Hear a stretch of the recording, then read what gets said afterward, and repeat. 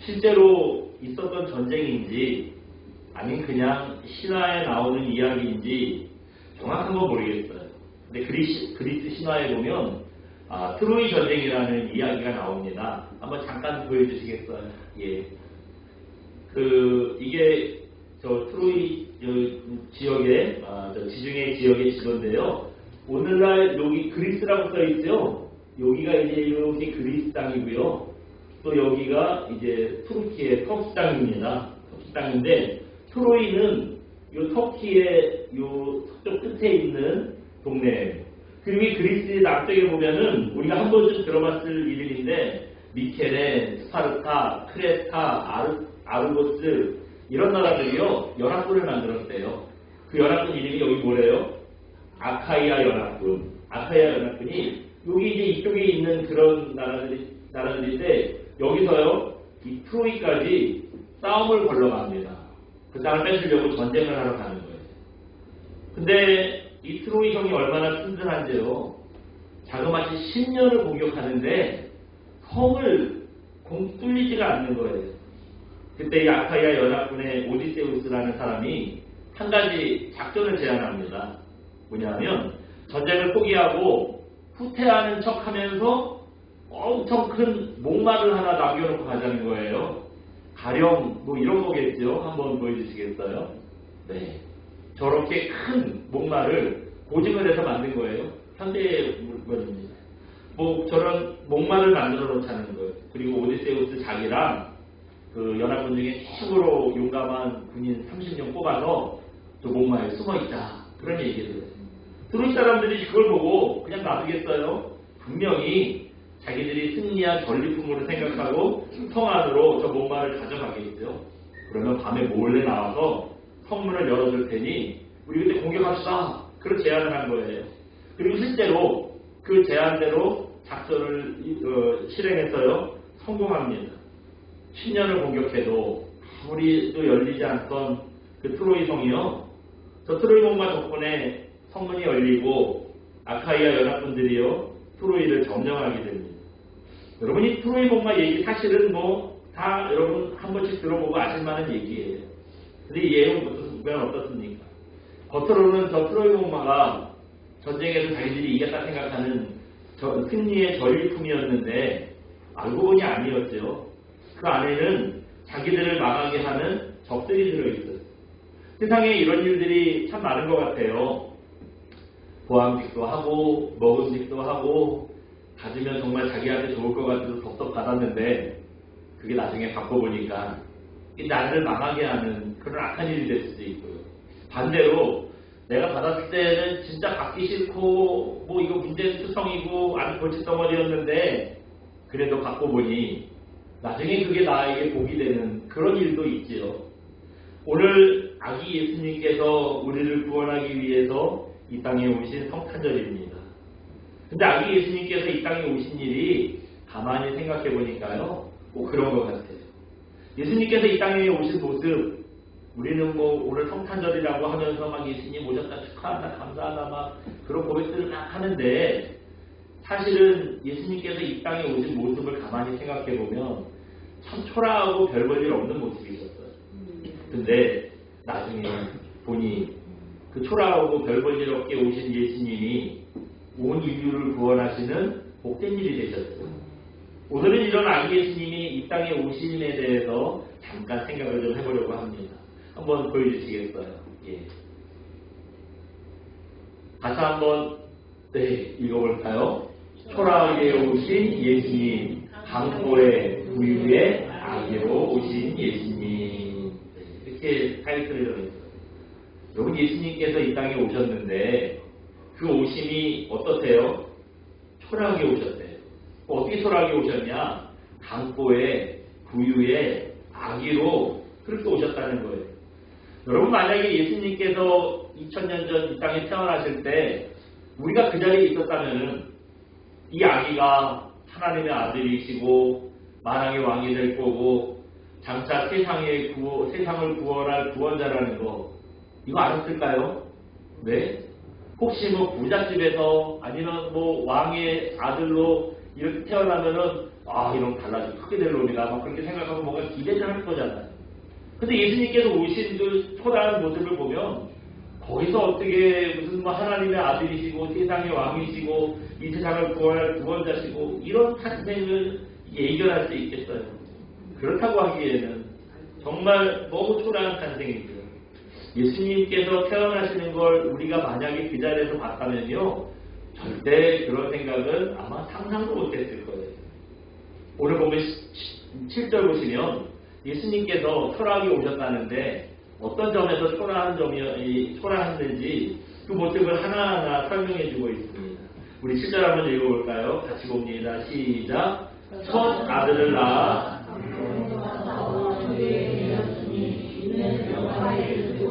없으리라. 아멘. 예. 강보에 쌓인 채로 또 애기 누일 침대도 없어서 구유에 누인 채로 또 애기들 여러분 어때요? 정말 자꾸 초라하고 자기 힘으로는 아무것도 할 수 없잖아요. 할 수 있는 거라고 눈 뜨고 응애하고 우는 것밖에 없잖아요. 이런 아기로 오셨어요. 뭐 하나 참 괜찮다, 그 싹수가 보인다라고 할 수 없을 정도로 정말 참 별볼일 이렇게 오시지 않았습니까? 이거 조금 더 구체적으로 생각해보면 첫 번째 뭐예요? 강보에 쌓일 때. 강보라는 게 뭐 늘 강보 뭐 얘기를 했는데 저도 설교를 준비하면서요, 강보가 뭔가 한번 좀 찾아봤어요. 정확히 알아야 되잖아요. 그래서 찾아봤더니 오늘날은요, 강보를 갓난 아기를 감싸는, 갓 태어난 아기를 감싸는 작은 이불을 강보라고 하는데요.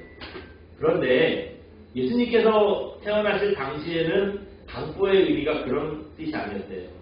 여러분, 옛날에 유대인들의 옷이라는 게 오늘날 우리가 입는 옷처럼 뭐 목에 구멍 뚫리고 팔 달리고 뭐 다리 달리고 이런 게 아니었대잖아요. 옛날에는요, 그냥 기저귀같이 긴 천을 대충 몸에 뚫뚫 두르는 거예요. 이렇게 뒤집어 쓰고 뭐 적당히 가릴 때 가리고 이게 뚫뚫 두르는 거, 이게 옷이라는 거예요. 근데 강보가 바로 그거였다는 거예요. 긴 천, 그냥 몸에 누르면 옷, 애기 따면 강보, 뭐 그렇다는 거예요.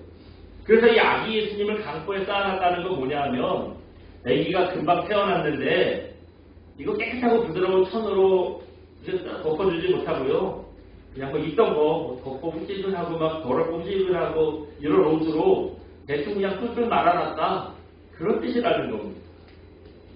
이렇게 예수님께서 태어나심을 보면 갓 태어난 아기를 이거 쌀도 변변한 천조가리 하나 없어가지고 없을 정도로 가난한 집에서 태어나셨다라는 거, 요거 한마디를 보고 알 수 있어요. 두 번째로는 어디에 누이셨대요? 구유에 누이셨대요. 뭐 성경에 구유에 누이시고 뭐 그냥 그 예수님 태어나실 때 성탄절 되면 막 그럴듯하게 막 보이잖아요. 막 지푸라기에 올려놓고 막 이러니까 그래도 그냥 그게 괜찮다고 생각하는데, 여러분 구유가 뭔지 아시죠? 한번 그 사진 한 장 보여드리면 충분히 설명될 것 같아요. 한번 잠깐 보여주실래요? 네. 저게 구유잖아요. 구유라는 게 저는 여물통이잖아요. 저희 여물통 아니에요. 진짜 더러운 건 차마 못 보여드리겠어요. 그 찾을 없더라고요. 네? 근데 저도 그 시골의 외갓집이라 가보면 그 소 여물통이 어떻게 생겼는지, 이거 아직 말은 없었어도 소는 있었거든요. 진짜 더러워. 옆에 가면 막 냄새나고, 와, 저거를 제일 맛있다고 먹나 싶은 그런 더러운 통이에요. 네? 그래서 그 사진들 중에서도 그나마 조금 깨끗한 걸로 좀 구별해서 좀 찾아서 보여드리는 거예요. 로마 제국의 아구스토 황제가 이 온 제국의 나라의 백성들한테 명령을 해요. 본적지로 돌아가서 호적을 해라, 그런 명령을 내립니다. 전국에 내렸어요. 그래서 이 그 황제의 명령대로 로마 제국 안에 있는 모든 사람들이요, 다 막 자기 본적지로 고향으로 돌아가는 난리가 났어요. 다 가다 가다 난리가 났어요. 그 본적지로 다 돌아가다 보니 동네마다 영안에 방이 없는 거예요. 뭐 전 제국의 우리 모든 사람들이 다 왔다 갔다 하니까 방이 있겠어요. 애는 금방 나올 것 같고 방은 없고 참 딱하게 됐어요. 그래서 마구간에라도 묵을 수밖에 없었고요. 지금 막 태어난 아기를 위 깨끗한 침대도 없어서 저렇게 더럽고 먼지나고 냄새나는 여물통에 누일 수밖에 없었다라는 거. 마지막 세 번째, 한번 다시 한번 뒤로. 어떻게 오셨대요? 아기로 오신 예수님. 아기로 오셨대요. 여러분 지금 태어나신 분이 다른 분도 아니고 로마 제국을 물리치고 유대인들에게 자유를 주고 해방을 시켜줄 분이래. 메시아래잖아요. 생각해보세요. 하나님께서 만약에 메시아를 보내주신다면 여러분 어떤 상태로 보내주실 걸 생각하세요? 아마 갓난아기 시절을 생략하고 그냥 처음부터 건장한 청년으로 구름 타고 오시는 이런 모습, 엘리야가 구름 타고 하늘을 쫓아냈다는데 아마 유대인들 생각에는 그렇게 올라간 것처럼 구름 타고 불덩어를 타고 아마 천군천상을 거느리고 내려오지 않을까 이런 생각했을 거예요. 슈퍼맨 같은 힘과 젊음으로 이거 와야 이게 메시아인데요. 애기로 왔 얘가 언제 커가지고 무슨 뭐 유대인들 구원하고 뭐 자유를 주고 언제 커서 그런 일을 해요. 그런데 뭐 가만 생각해보면 그거 둘째치고요. 애가 이거 애기로 태어난 것 자체가 애가야. 이게 문제가 있어요. 왜냐하면 여러분 애기는 어떻지요? 자기 힘으로 뭐 혼자 할 수 있는 게 뭐가 있어요? 아무것도 없잖아요. 똥을 좀 못 가리는 거 말할 것도 없고요. 하다못해 젖먹이고 나면은 애기를 젖먹이고 나면 뭐하죠? 트림을 시켜야 돼요. 여러분 트림 못해서 누가 트림 하도록 도와주는 분 있으세요? 어른되면 그 정도는 자기가 알아서 해. 뭐 자기가 알아서 할 것도 없죠. 먹으면 자연스럽게 나오죠. 이거 뭐 애써도 할 것도 없잖아요. 오히려 막 이거 막 트림하면 안 되는 데서 트림을 덜컥 해버려가지고 참 이거 실수할 때가 있죠. 자연스럽게 나오는 거예요. 그런데 애기들은요 그런 트림까지도 시켜줘야 돼요. 우리 남자 집사님들 아내분들이 시켜가지고 애기 트림 시켜본 적이 있잖아요. 저도 해봤어요. 여기 어깨에 앉아가지고 두드려주면 돼요. 그래서 앉아가지고 두드리는데 힘 조절을 못해가지고 등에다가 확 토해버리고 그런 경우들이 있잖아요. 그런 경우들이 있죠. 이런 애기가 자기가 먹고 트림도 못하는 게 이게 애기들인데 이런 애기가 무슨 뭐 구약에서 예언한 메시아가 되고 뭐 우리의 구원자가 되고 그런 일이 일어나겠어요. 이렇게 당포로 쌓이고 구유에 누이시고 아기로 오시고 이 모습만 본다면 뭐 하나 정말 내세울 수 없을 만큼 초라하고 믿음이 안 가고 참 그런 모습이죠. 여러분 예수님이 이 땅에 오신 모습은 바로 이런 오심이었습니다. 그런데 우리가 여기서 다시 생각할 게 있습니다. 이렇게 예수님께서 이 땅에 태어나실 때 아주 초라한 모습으로 오셨다고 그게 여러분 예수님의 본 모습일까요? 예수님의 원래 모습이 그런 애기이고 또 초라한 형편이고 이거 넘어서지 못할까요? 태어날 당시에는 가난하고 아무것도 할 수 없는 애기고 아주 초라한 모습으로 오셨지만 예수님께서 자라나실수록 어떻죠? 하나님의 권능을 입으셨어요. 사람들 앞에 나타나셨을 때쯤에는 주님이 하신 말씀, 주님이 하신 뭐 기적, 사랑 이것들을 통해서요 예수님께서 메시아라는 걸 사람들한테 보이십니다. 그때 사람들이 그 예수님의 말씀과 기적과 사랑을 보고 이분이 진짜 메시아구나 하는 것을 사람들이 알아봤어요. 이게 예수님의 진짜 모습이잖아요. 우리가 이런 예수님을 통해서 소망을 가져야 할 때 한 가지 한번 보여주시겠어요? 같이 한번 읽어봅니다. 나중에 예수님의 본 모습이 나온 것처럼 현재 우리의 모습도 전부가 아닙니다. 여러분 예수님께서 아기 때는 정말 별거지로 초라했는데 나중에 주님의 진짜 모습이 나왔잖아요. 그런 것처럼 여러분 우리도 마찬가지예요. 우리도 지금 모습이 진짜 모습이 아닐 수 있습니다. 현재 우리 모습도 우리 모습이 앞으로의 달라진 모습과 다를 수 있어요. 여러분 우리가 그렇잖아요. 지금 모습 여러분 어떠세요? 정말 초라하고 앞날이 캄캄하고 소망도 없고 특히 청년들 그렇죠. 앞으로 이거 뭐 좋은 학교 나왔는데 취업이 어렵대요. 저는 뭐 서울대, 고대, 연대 이런 데 다니는 애들은 그냥 무조건 이력서 내면 그냥 알아서 어서 할 줄 알았는데 얘네들도 걱정하더라고요. 이거 앞날이 불투명하죠. 그럼 다른 애들은 어떡하라는 얘기야. 그렇다는 거예요. 그래도 여러분 낙심하지 마세요. 현재 우리의 그 모습이 죽을 때까지 우리의 모습이 그게 아니에요. 지금은 이렇게 별볼일 없게 보여질지 몰라도요.